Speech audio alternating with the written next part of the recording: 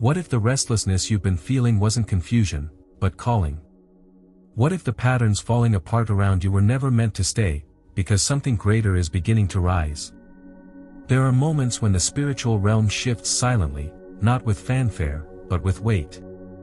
And April 11th, 2025, is one of those moments. To the natural world, it may seem like just another day. But in the heavens, something is unfolding. A veil is thinning, and the things hidden in darkness are beginning to stir toward the light. Under the waning moon, the sky invites release. And in the realm of the spirit, that same rhythm resonates. This is a time to let go of what no longer aligns, and make room for what heaven is unveiling. The stars may move above us, but it is the Lord who sets the time. He has made everything beautiful in its time, Ecclesiastes 3 verse 11, and this time, this day, has been carved into his calendar long before you arrived here. This isn't just about astrology. This is about alignment. The celestial movement is a signpost, but the voice of God is the message. And what he is speaking in this hour is clear: what I have hidden in you, I will now begin to reveal through you. If your spirit has been uneasy, if your dreams have grown more vivid, if you've sensed something shifting just beneath the surface, you're not imagining it. You're discerning it. And it means you're being positioned for what heaven is about to release. If this resonates in your soul, I invite you to stay close. Subscribe if you haven't already, not just to follow, but to remain in tune with the rhythm of what God is doing. And if something within you confirms this word, share it in the comments with the phrase, "I'm being unveiled." Your testimony may be the confirmation someone else needs. April 11th is not an ordinary day. It is a prophetic window. And those who are watching will see it. It is often in the quiet turning of the heavens that the Spirit begins to stir the earth. While many wait for thunder, for signs etched in flame or the shaking of ground beneath their feet, God often moves with precision, not spectacle. And now, beneath the subtle rhythms of the sky, something sacred is unfolding. As we move beneath the waning moon, currently positioned in Capricorn, the atmosphere takes on a particular tone, one that is not emotional or chaotic, but clear, grounded, and unrelenting in its call for truth. The waning phase itself signals release, a divine invitation to surrender what no longer carries spiritual alignment, to make room for what heaven intends to place in your hands next. And Capricorn, as an earth sign ruled by Saturn, asks harder questions than most. What are you building? What are you still carrying that heaven has already let go of? What truth are you avoiding beneath the illusion of stability? This is not a time for emotional frenzy, but for divine refinement. As Paul wrote in 1 Corinthians 14 verse 33, God is not the author of confusion, but of peace. That word, peace, in its original sense means order, structure, divine flow. Under this Capricorn sky, the Spirit is not shaking things to destroy, he is shaking to establish. There is a holy rearrangement happening in unseen places, and those who are sensitive will feel it like a pressure, not destructive, but directional. At the same time, Mercury's retrograde motion amplifies this inward pull. While the world interprets retrograde as inconvenience, those who walk by the Spirit see it differently. This is not confusion, it is concentration. The Lord often speaks not in noise, but in stillness. In retrograde, Mercury does not cease to move, it appears to turn inward. And in that mirror-like motion, God invites you to do the same. Not to panic, but to pause. Not to rush, but to realign. Some of you may have noticed this already, conversations looping back, old wounds resurfacing, divine timings that don't make earthly sense. But rather than resist, the Spirit says, "Be still. I am not delaying you, I am refining you." There is clarity rising now, and it is not coming from outside. It is coming from the Spirit of God within you, bearing witness with the rhythms of the heavens. The heavens declare the glory of God, Psalm 19 reminds us, and the skies proclaim the work of his hands. You are not being called to worship the stars, but to recognize that the stars, too, were created to point back to him. The sky is not silent. It is prophesying. And right now, it is proclaiming a season of intentional release, holy stillness, and spiritual alignment. The patterns above you are declaring what the Spirit has already begun to whisper inside you: let go. Make room. Listen again. For those who are willing to hear beyond the noise, there is a rhythm becoming visible, not with the eyes, but with the heart. A moment carved out by heaven, quiet but potent, like the stillness before a breaking dawn. And in that stillness, God is speaking not to the crowd, but to the remnant, the ones who have ears to hear the language of the Spirit woven even into the movement of the stars. There are seasons when God moves openly, in signs, in wonders, in the undeniable evidence of breakthrough. But there are also seasons when He moves in silence, when His work is buried deep beneath the surface, far from the applause of the crowd or the recognition of men. And yet, it is often in those hidden seasons that the most holy things are formed. In this moment of spiritual transition, there is a distinct sense that what has been growing quietly in the dark is beginning to press against the surface. Not with urgency, but with purpose. This is a time of unveiling, not all at once, but in layers. The Spirit of God does not reveal everything in a single moment. He unfolds. He draws back the veil slowly, with intentionality, as the heart is made ready to carry what He's long prepared. You may feel it already, that quiet pressure in your spirit, the sense that the season you're stepping into is not brand new, but rather the continuation of something that has been forming for years. Prayers you almost forgot you prayed. Promises you nearly stopped believing for. Gifts you buried beneath disappointment. These are the very things God is drawing out now, not to impress, but to fulfill. We often think of unveiling as sudden, but in truth, even Jesus revealed His identity gradually. Through moments, through miracles, through whispers of who He truly was, until the hour came when it could no longer be hidden. The same is happening now.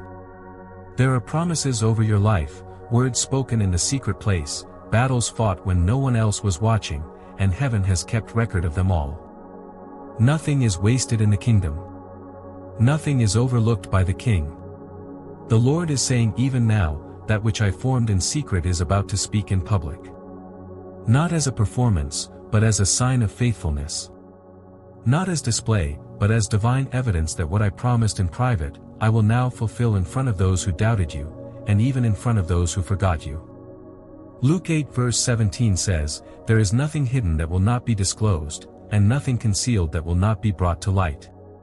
And that disclosure has already begun, not in scandal, but in sanctification. Not in exposure to shame, but in exposure for purpose.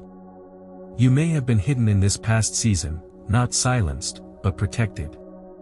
There were doors that did not open, opportunities that passed you by, seasons that felt still and heavy. But it was not rejection. It was preservation.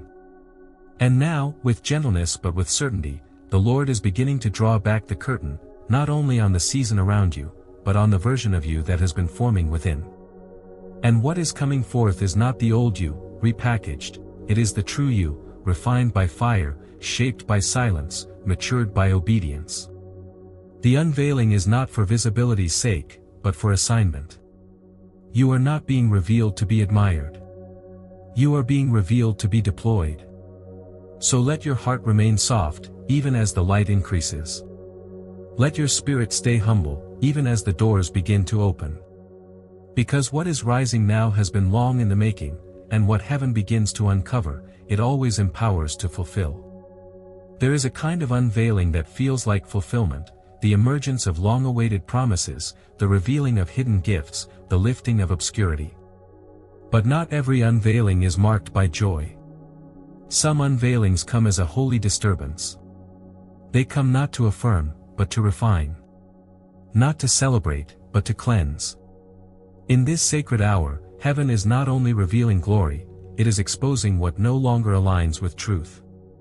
There is a purification taking place, one that begins not with the world, but with the people of God. For it is time for judgment to begin with the household of God, 1 Peter 4 verse 17. And that judgment is not wrath, it is mercy. It is the loving hand of a father who refuses to let rot remain beneath the surface. What he exposes, he intends to heal. There are things hidden within systems, institutions, leadership structures, even within individual hearts, that cannot continue into the next season. And so the Spirit is bringing them to light, not to shame or destroy, but to invite repentance, restoration, and renewal. This is not the exposure of a courtroom. It is the exposure of a surgeon's scalpel, precise, intentional, and redemptive. God is overturning tables again, not out of anger, but out of holiness. Like Jesus in the temple, who drove out the money changers and disrupted the systems of self-serving religion, he is walking through the spiritual corridors of this generation with fire in his eyes and cleansing in his hands. Not every structure we've built has been on his foundation. Not every platform has been rooted in purity. And so he is pulling back the veil, not to destroy what he loves, but to confront what we've allowed to grow in his name without his presence. There is a shaking in the spiritual realm, and those who are sensitive feel it. Things that were once tolerated now feel intolerable. Patterns that once passed unnoticed now sting with conviction. This is the mercy of divine exposure. For what stays hidden cannot be healed. And what is hidden for too long eventually rots in darkness. So do not fear the uncovering. If something in you is being brought to the surface, a wound, a pattern, a hidden motive, do not run from it. Bring it into the light. Heaven's revealing is never for humiliation. It is always for redemption. God does not expose what he does not intend to restore. And let this truth anchor you: those whom the Lord corrects, he loves. To be exposed by God is to be seen, and still called. To be convicted is not to be cast out, but to be drawn deeper into his holiness. This is not a moment to defend the old. It is a moment to surrender to the new, even if that means letting the Spirit dismantle what you once depended on. Because whatever he removes, he replaces with something greater. And whatever he exposes, he always covers, in grace, in truth, and in love. There are moments in the Spirit when time seems to bend, when what once moved slowly begins to shift with unexpected speed. But this kind of acceleration doesn't come to the ambitious or the anxious. It comes to the aligned. To those who, through obscurity and silence, have remained faithful when nothing seemed to move. This is a window, narrow but full of grace, where heaven begins to move on behalf of those who didn't move without it. There is no chaos in this timing. It is not random. It is not emotional. It is exact. What many will interpret as sudden breakthrough is in fact the unfolding of something that has been long prepared. This is not sudden favor. It is scheduled fulfillment. It is the ripening of seed sown in hidden places, of obedience rendered in silence, of yes whispered in the dark. It is easy to forget, in long seasons of waiting, that God still keeps time. That delay is not denial, and silence is not forgetfulness. But just as Joseph was raised from the prison to the palace in a single day, not by striving, but by positioning, so now there are those being lifted, not because they forced their moment, but because they steward the one before it. They were faithful with the unseen. And heaven remembers. Though the vision tarry, wait for it, it will not delay. Habakkuk 2 verse 3.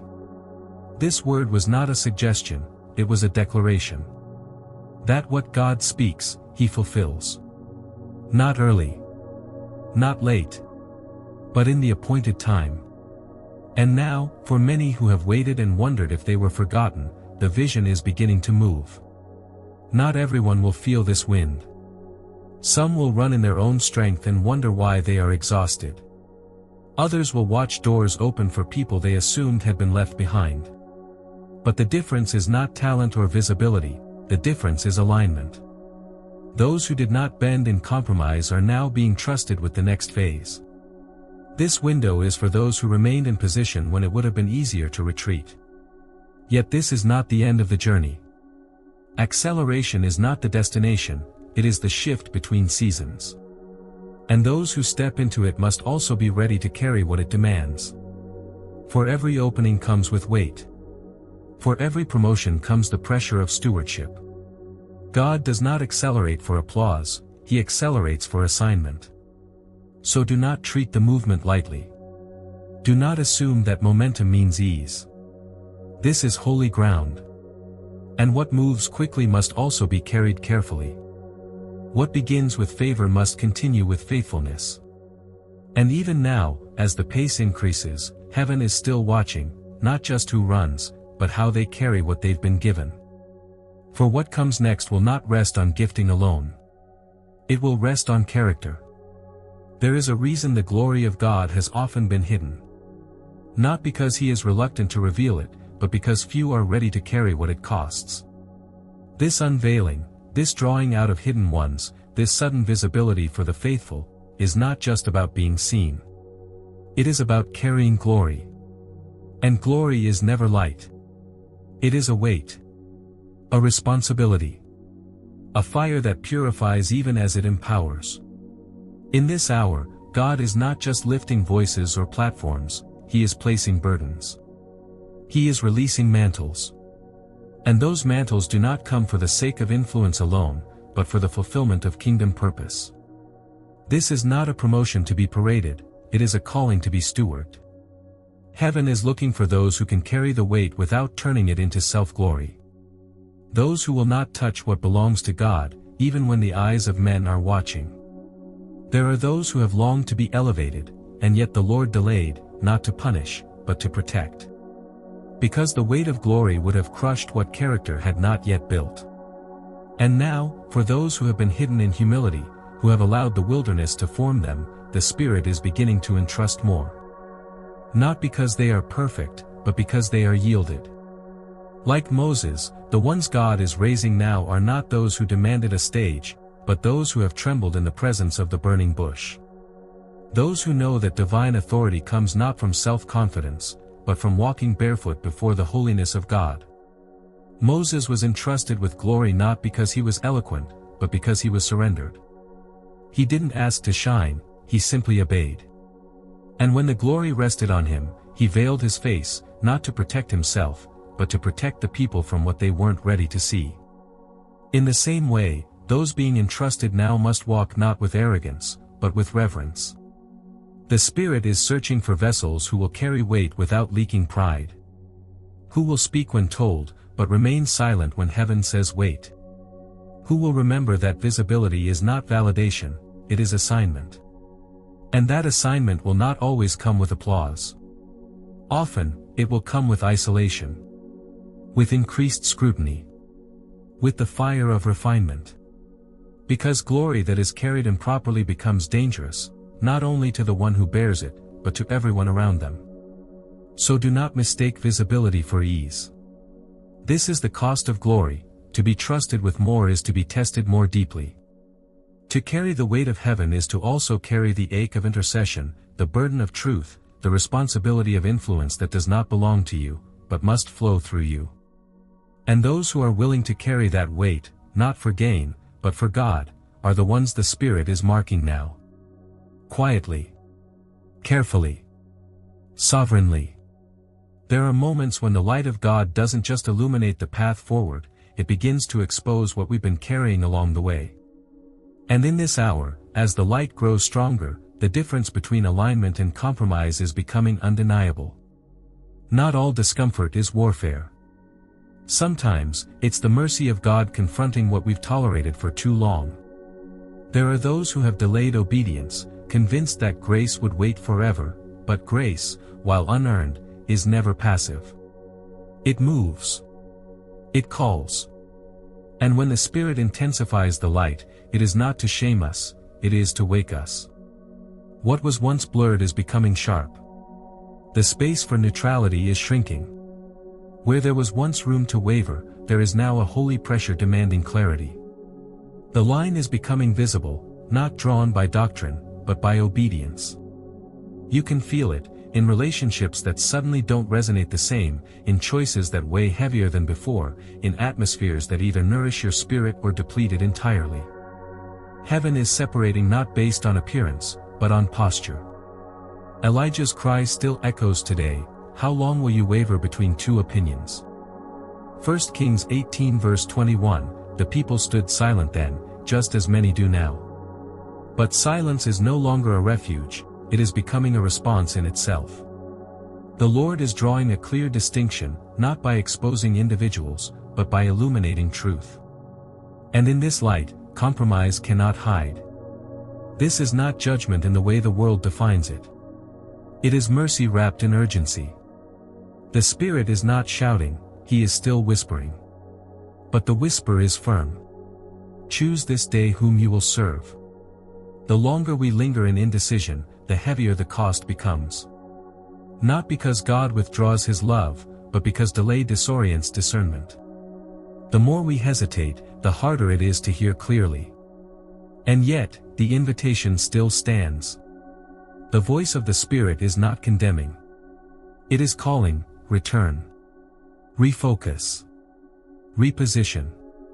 These are not the words of a distant God, but of a near and grieving one who longs to bring his people into rhythm with what he is doing now. But that rhythm is moving, and it will not wait indefinitely. The heavens confirm it.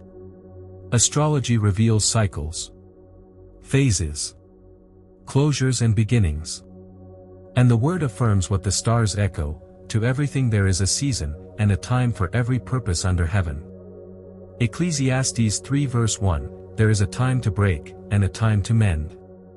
A time to release, and a time to run. The season of indecision is nearing its end, and those who respond now will step into alignment that others will miss entirely. This is not fear. It is clarity. It is the call to be awake when others are sleeping, to move when others are still calculating, to say yes when others are hesitating. There is a gentle urgency in the Spirit now, one that does not raise its voice, but tightens the window. And those who feel it know, this is not business as usual. This is not the time to play with conviction or wait for a more comfortable word. This is the hour when heaven is deciding who can be trusted with what comes next, and it is not based on talent, but on alignment. The pain many are feeling is not punishment. It is the pressure of being called out of what was into what is. You cannot carry double-mindedness through this gate. You cannot delay and expect to walk in the fullness of what's being released. And yet, the door is not yet closed. There is still room for the returning. Still grace for the hesitant. Still mercy for the slow. But the hour is growing late. And those who do not respond soon may find themselves out of step with what heaven is building. Not rejected, but left behind by the movement of glory. So if your heart is burning even now, don't wait. Return. Refocus. Reposition. Bring your heart back into alignment. Lay down the indecision. Walk away from what numbs your discernment. Reignite your altar. Rebuild your inner place of prayer. The Spirit is not pushing you away, he is pulling you back in before the moment passes. Because the moment is passing. And those who respond in this window will not only survive what's coming, they will become the ones God uses to lead others through it. Not because they were stronger, but because they were willing. His moment was never meant to arrive with noise. April 11th is not a dramatic explosion, it is a quiet unveiling, a soft but undeniable shift in the Spirit. It is not loud, but it is weighty. Like the lifting of a veil that has long concealed the sacred work of preparation, this hour invites those with spiritual eyes to behold what has been forming in secret. What you're seeing now is not the start of a promise, it is the beginning of its revealing. The signs are subtle but present. The atmosphere feels different. The ground beneath your spirit has shifted, and even if you can't name it, you can feel it. That is not your imagination. That is the whisper of the Holy Spirit confirming, it has begun. This is the kind of moment that slips past those who are distracted, but grips the heart of the watchful. So let your heart remain in posture. Let your lamp stay trimmed, your oil refreshed, your soul still enough to perceive the patterns of heaven. The moon may be waning, but heaven is rising. And those who are aligned will not be left behind. There is nothing ordinary about this time. You were meant to discern it. You were meant to walk in it. You were prepared for this long before you understood what it would require. And now, the Spirit is gently asking, will you move with me? Will you carry what is being revealed? Will you remain faithful as I continue to unfold what I've planted within you? If this message has stirred your spirit, I invite you to stay connected. Subscribe so you don't miss what heaven is continuing to release in this season. Like this video if your heart bears witness. And if you're sensing this unveiling in your own life, share it in the comments, even if it's just the word, "I see it." Your testimony could be the confirmation someone else needs. The unveiling has begun. And for those with eyes to see, it is beautiful.